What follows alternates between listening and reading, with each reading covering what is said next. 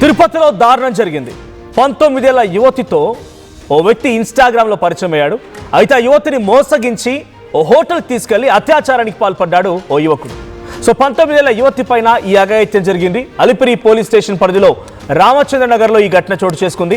ఇన్స్టాగ్రామ్లో యశ్వంత్ అనేటువంటి యువకుడికి ఈ అమ్మాయికి మధ్య పరిచయం ఏర్పడింది. అయితే ఆ అమ్మాయికి మాయ మాటలు చెప్పి నమ్మించి రకరకాలుగా మాయ మాటలు మోసగించి తనని హోటల్ తీసుకెళ్లాడు యువకుడు. ఆ యువతి పైన బలవంతంగా అఘాయిత్యానికి పాల్పడ్డాడు. దీంతో యశ్వంత్ అనేటువంటి ఆ యువకుడిని అదుపులోకి తీసుకున్నారు పోలీసులు. ఆ బాధితుల ఫిర్యాదుతో అదుపులోకి తీసుకున్న పోలీసులు ఆ హోటల్ నుంచి క్లూస్ కూడా సేకరించారు. ప్రస్తుతానికి నిందితుడు యశ్వంత్ ని అరెస్ట్ చేశారు, రిమాండ్ కూడా తరలించారు. విజువల్స్ మనం చూస్తున్నాం. సీసీటీవీ విజువల్స్ లో కనబడుతున్నట్టుగా అక్కడ ఆ హోటల్లో ఆ వ్యక్తి, ఆ సర్కిల్ కనిపించేటువంటి వ్యక్తి ఆయన యశ్వంత్.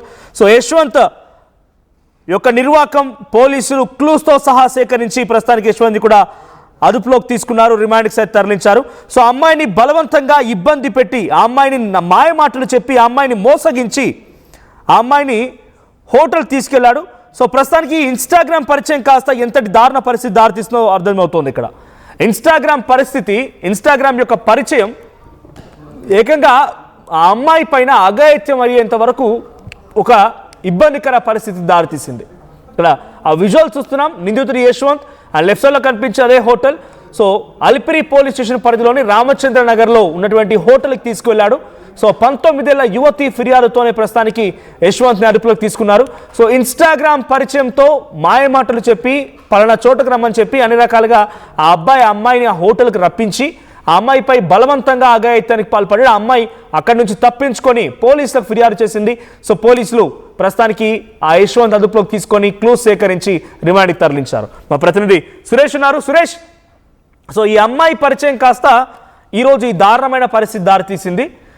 ప్రస్తుతానికి ఆ అమ్మాయి పరిస్థితి ఎలా ఉంది? మరీ ముఖ్యంగా యశ్వంత్ నిర్వాకం ఏ రకంగా బయటపడుతోంది? అంటే ఇన్స్టాగ్రామ్లో పరిచయమైనటువంటి ఒక అమ్మాయి ఈడి వరకు తీసుకురాగలిగాడు తన మాయ మాటలతో. అంటే గతంలో ఏదైనా ఇటువంటి విధంగానే క్రైమ్ రికార్డు ఉందా?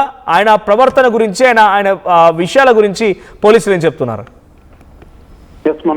కడపకు చెందినటువంటి యశ్వంత్ అనేటువంటి వ్యక్తి తిరుపతి రూరల్ ప్రాంతం సంబంధించినటువంటి ఓ యువతితో ఇన్స్టాగ్రామ్ ద్వారా కూడా పరిచయం ఏర్పరచుకున్నాడు. అయితే ఇతను అలిపిరి పోలీస్ స్టేషన్ పరిధిలో ఉన్నటువంటి రామచంద్ర నగర్ లో ఉన్నటువంటి టౌన్ హౌస్ అనేటువంటి హోటల్లో ఓ రూమ్ తీసుకున్నాడు. 114 అనేటువంటి ఆ రూమ్ నెంబర్ అది. ఆ నెంబర్ లో ఆ రూమ్ లో ఇతను అక్కడ ఉంటూ ఆ రూమ్ లో రావాలని చెప్పేసి కూడా ఆ అమ్మాయికి ఫోన్ చేయడం, తను అనేక మాయ మాటలతోటి కూడా ఇక్కడ ఉన్నాను, ఇక్కడికి రావాలంటే కూడా కొన్ని నమ్మబలిగినటువంటి మాయ మాటలు చెప్పి కూడా ఆ యువతని ఏమర్చి ఆ రూమ్ కి రప్పించినటువంటి పరిస్థితి. అంటే ఆ రూమ్ కి వచ్చినటువంటి ఆ అమ్మాయి మీద ఒక్కసారిగా అత్యాచార యత్నం కూడా చేశాడు. ఈ నేపథ్యంలోనే ఆ యువత ఒక్కసారిగా కేకలు వేయడంతో చుట్టుపక్కల ఉన్నటువంటి అదే హోటల్ సంబంధించినటువంటి స్టాఫ్ అంతా కూడా అక్కడ చేరుకోవడం జరిగింది. వెంటనే అతను పరారయ్యేందుకు కూడా ప్రయత్నించాడు, పరారయ్యాడు. ఈ యువత ఎవరైతే ఉందో ఈ మధ్య కాలంలోనే ఇన్స్టాగ్రామ్ లో పరిచయం అయ్యాడు.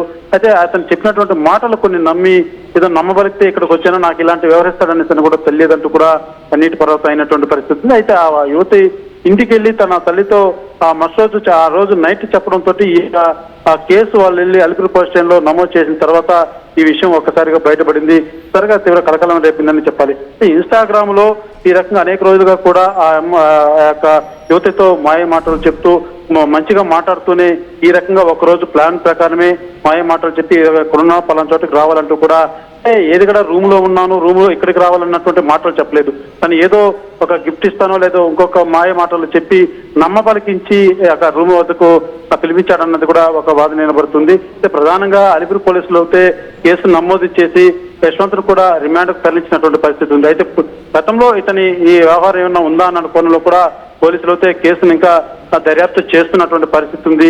అటువంటి రికార్డేషన్ మరొక ఏదన్నా కేసులు ఉన్నాయన్న కోణంలో కూడా పూర్తి స్థాయిలో కూడా విచారిస్తున్నటువంటి పరిస్థితి ఉంది. అయితే అటువంటి ఎవరైతే యశ్వంత్ సంబంధించి ఆ ఇన్స్టాగ్రామ్ సంబంధించి ఇలాంటి అఘాయితాలు ఇంకెవరి మీద మహిళల మీద ఏమైనా చేశాడా, లేకపోతే అతను హిస్టరీ ఏమిటన్న కోణంలో కూడా పోలీసులు ఈ కేసును దర్యాప్తు చేస్తున్నటువంటి పరిస్థితి ఉంది. మనోజ్, రైట్. యశ్వంత్ ఇన్స్టాగ్రామ్ చూసినప్పుడు ఇంకా ఈ రకంగానే ఎవరైనా అమ్మాయిలను ట్రాప్ చేశాడా? అంటే జనరల్గా ఇటువంటి వాళ్ళు ఎవరైతే అమ్మాయిలతో ప్రేమ అని మాయమాటలు చెప్పి రకరకాలుగా మోసగిస్తూ ఉంటారో వాళ్ళు 4-5 రూపాయలు ఈ రకంగానే పిచ్చిగా ప్రవర్తించాలి. వాళ్ళకి వేరే ఏం పని ఉండదు. ఇక ఇదే మాదిరిగా కొంతమందిని ట్రాప్ చేయడానికి ప్రయత్నం చేస్తూ ఉంటారు. సో ఇంకా తన సెల్ ఫోన్ని చూసినప్పుడు కానీ లేకుంటే పోలీస్ ఇన్వెస్టిగేషన్లో ఇంకా ఆయన విషయాలు బయటపడ్డాయా? అంటే అమ్మాయి ఎక్కడి నుంచి వచ్చింది, అమ్మాయి డైరెక్ట్గా ఒక అనుమానితుడిగా ఉన్నటువంటి ఈ వ్యక్తి దగ్గరికి ఎందుకు రావాల్సి వచ్చింది, ఏనా ముందుగా తన బ్లాక్మెయిల్ చేయడం లాంటి జరిగిందా? ఏదైతే ఆ అమ్మాయితో ఇతను ఇన్స్టాగ్రామ్ లో పరిచయం ఏర్పడింది, అనేక రోజులుగా కూడా మంచిగా మాట్లాడుతూనే ఆ అమ్మాయిని లోపరుచుకున్నట్టుగా కూడా తెలుస్తుంది. అయితే ఫైనల్ గా ఇతను ఎప్పుడైతే ఆ హోటల్లో రూమ్ తీసుకోవడం, ఆ అమ్మాయికి చెప్పినటువంటి మాటలు, అంటే ఎక్కడో నేను ఒక రోడ్డు పక్కన ఉన్నానో లేకపోతే పలానా చోట ఉన్నానో అని ఒక మాట్లాడాలన్నటువంటి చెప్పినటువంటి విధానం ఆ అమ్మాయి నమ్మింది. సో అతను రూమ్ లో ఉన్నటువంటి విషయం కానీ హోటల్లో ఉన్నటువంటి విషయం కానీ ఆ అమ్మాయికి తెలియదు.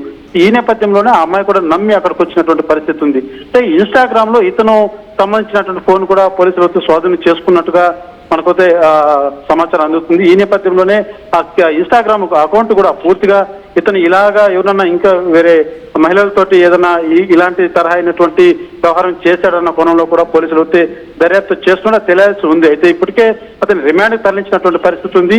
ఈ కేసుకు సంబంధించి మాత్రం మరింత లోతుగా కూడా అతని ఫోన్ హ్యాండ్ ఓవర్ చేసుకున్న తర్వాత ఆ యొక్క అకౌంట్ లో ఫర్దర్ ఎవరెవరు ఉన్నారు, ఎవరిని ఈ రకంగా ఏదన్నా మెసేజ్ చేయడం కానీ లేకపోతే ఈ రకంగా మాయ మాటలతో చెప్పి వేరే యువతులతో కానీ ఇతను ఏదైనా ప్రవర్తించినటువంటి విధానం ఏమైనా ఉందన్న కోణంలో కూడా పోలీసులు దర్యాప్తులో మాత్రం తేలాల్సింది. Manoj. Right, thank you Suresh. So మొత్తంగా తిరుపతి అలిపిరి పోలీస్ స్టేషన్ పరిధిలోని రామచంద్ర నగర్లో ఈ ఘటన చోటు చేసుకుంది. ఇన్స్టాగ్రామ్లో పరిచయమైనటువంటి ఒక అమ్మాయిని, 19 ఏళ్ల అమ్మాయిని మాయమాటలు చెప్పి మోసగించి ఆ తర్వాత ఒక హోటల్ రప్పించి ఆ అమ్మాయి పైన బలవంతంగా అఘాయిత్యానికి దిగాడు. ఆ తర్వాత ఆ అమ్మాయి అక్కడి నుంచి కేకలు వేయడంతో వెంటనే స్టాఫ్ అక్కడికి చేరుకున్నారు. ఆ అమ్మాయిని తీసుకెళ్లి పోలీస్ స్టేషన్లో ఫిర్యాదు చేయిస్తే యశ్వంత్ యొక్క నిర్వాకం బయటపడింది. క్లూస్ సేకరించిన పోలీసులు రిమాండ్కి తరలించారు యశ్వంత్ని. సో ఇలా మాదిరిగా ట్రాప్ చేసేవాళ్ళు డెఫినెట్గా అమ్మాయిలు కూడా మోసపోకండి దయచేసి.